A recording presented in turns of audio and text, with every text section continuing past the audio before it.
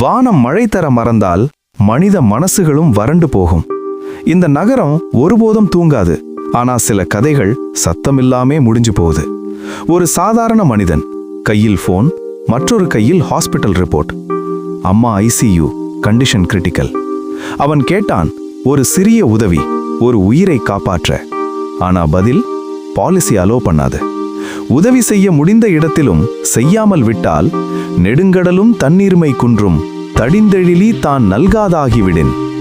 Even the vast ocean will lose its nature if the clouds fail to give rain. உதவி செய்யும் சக்தி இருந்தும் செய்யாத மனிதன், அவன் செல்வமும் அர்த்தமற்றது. சில நேரங்களில் நாம் லேட் ஆகிவிடுறோம்.